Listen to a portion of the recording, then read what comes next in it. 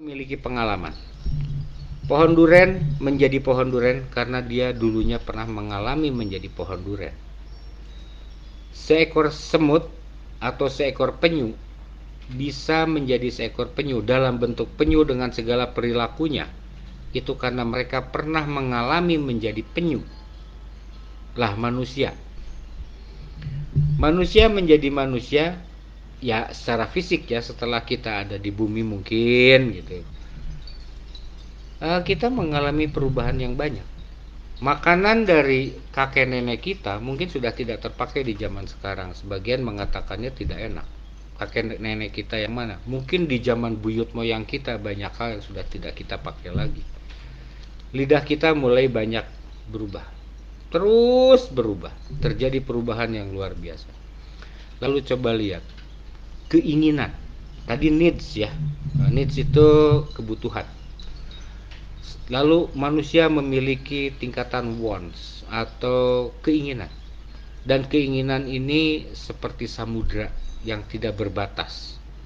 Asalnya ingin A, kemudian ingin B. Setelah dapat B, ingin C. Setelah dapat C, ingin terus begitu. Binatang tidak. Tumbuhan juga tidak. Lalu kegenitan manusia. Apakah binatang pernah memberi nama kepada kita? Apakah tumbuhan pernah memberi nama kepada kita? Tidak. Yang memberi nama justru manusia terhadap binatang. Apa ciri-ciri ini? Ini menjadi ciri apa? Ciri seorang peneliti yang datang ke suatu daerah. Jadi misalnya, ini misal seandainya pepatah tadi benar bahwa manusia hanya sebagai seorang pengembara di muka bumi ini, justru sangat membutuhkan penamaan-penamaan itu. Ini dinamai ini dinamai ini, dan setiap bangsa berbeda-beda. Hebatnya kalau binatang di seluruh dunia, suara kerbau itu sama, suara burung sama, suara elang sama, pokoknya suara jenis binatang apa, jangkrik sama seluruh dunia. Di Indonesia jangkriknya berbunyi krik krik krik krik. Kalau di Rusia memang bunyinya jadi ngok ngok ngok, enggak. Sama, krik juga.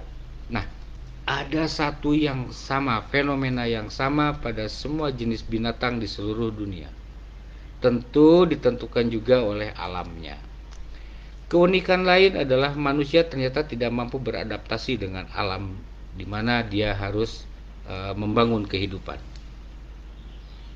Apakah pernah lihat ada tukang jahit khusus untuk binatang?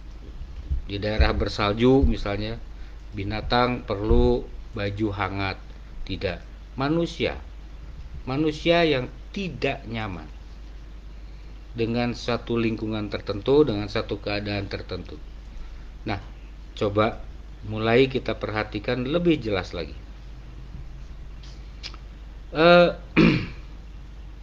Manusia membutuhkan tatanan. Manusia membutuhkan agama, bilang saja begitu ya. Lalu manusia mulai mengolah, membeda-bedakan antara agama satu, agama yang lainnya. Konon ini diakibatkan karena kecerdasan manusia. Benar begitu? Jangan-jangan agama hanya menjadi sebuah komoditi untuk mengumpulkan massa sebanyak-banyaknya. Tujuannya apa? Ya nggak ada lagi lah, kekuasaan. Tapi di balik itu ada ajaran-ajaran yang bisa menata, yang bisa membuat seseorang menjadi loyal terhadap ruang keagamaan itu atau keagamaan itu, menjadi sebuah kepercayaan. Apakah binatang ketika tertekan dia akan minta tolong kepada Tuhan? Tidak. Manusia ketika dia dalam keadaan tertekan, depresi, stres, takut dan lain sebagainya, mereka mencari pamuntangan. Pamuntangan apa ya bahasa Indonesianya? Mencari pegangan. Mencari pegangan sesuai dengan keyakinan dia bahwa ada yang lebih berkuasa atas semua ini.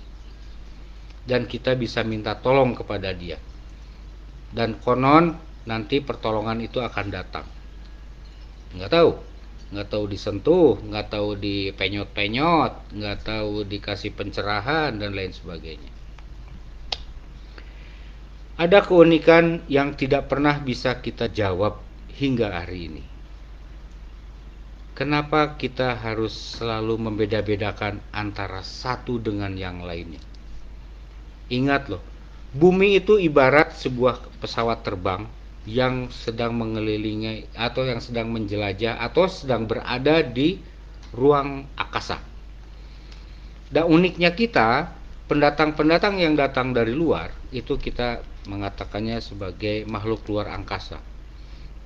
Emang angkasa itu punya kita, sehingga mereka dikatakan sebagai makhluk datang dari luar angkasa. Kita ini makhluk luar angkasa. Kita makhluk luar angkasa. Lalu bagaimana bedanya kecerdasan binatang dan kecerdasan manusia? Ini terlalu luar biasa. Untuk pemikiran masyarakat zaman dulu wajar apabila manusia dikatakan sebagai seorang pemimpin di muka bumi. Benar? Pemimpin yang bagaimana? Pemimpin yang kerjanya menghancurkan bumi dengan dalih peradaban, bukan peradaban, dengan dalih industri, kemajuan, pembangunan. Karena kita harus bedakan. Peradaban adalah orang yang beradab terhadap ruang lingkup kehidupannya. Itulah manusia beradab.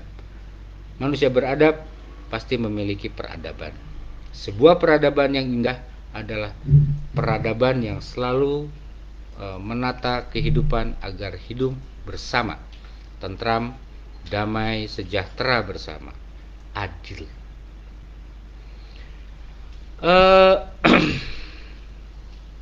Ada yang unik ya, di kita itu ada beberapa istilah, terutama di wilayah Jawa Barat. Pernah mendengar istilah para leluhur? Siapa para leluhur itu? Para leluhur itu konon, kalau dalam bahasa kita, bahasa Indonesia, luhur artinya yang ada di atas. Luhur itu artinya atas, tinggi. Nanti ada lagi kata Tuhan, berasal dari kata tohaan. Kalau dalam bahasa Sunda ada istilah mitoha. Awal katanya dari kata tuha, karena sering bangsa kita itu menyingkat, akhirnya kata tuha menjadi tua. Saking banyaknya maka dibilanglah tuhaan. Nah itu generasinya manusia ke atas, maka saking banyaknya disebut Tuhan.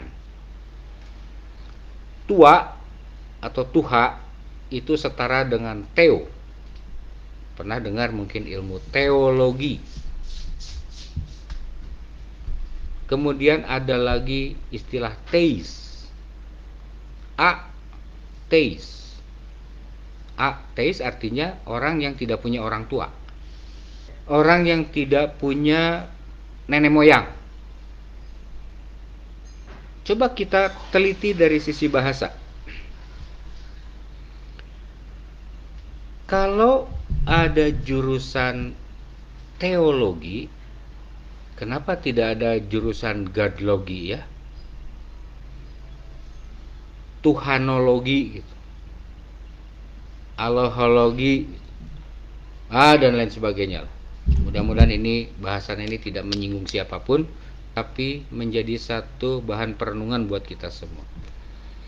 Nah, ada leluhur, bahkan di masyarakat Jawa Barat ada yang mengatakan pun sapun kapupun celak agung pamunjung kanu agung sang rumuhun. Pupun celak agung pamunjung anu agung sang rumuhun, guru agung pangruhum. Jadi artinya ternyata itu bukan manusia.